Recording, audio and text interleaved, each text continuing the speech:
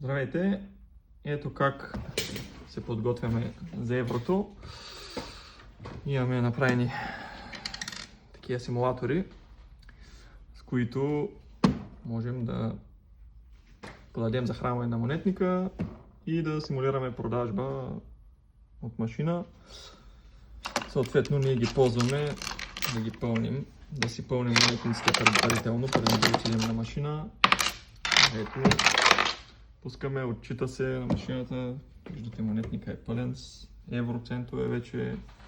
Можем да го тестваме, да видим дали връща коректно. Ето, симулираме продажба от машината.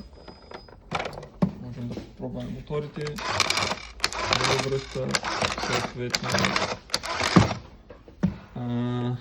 Направили сме ги да могат да работят двата протокола с Executive и с MDB. Може да се пробват и валидатори за банкноти, ако се налага. И смятам, че така е по-лесно. Монетника да е пълен преди да се отиде на машината и само да се смени, да се сменят цените. Поздрави!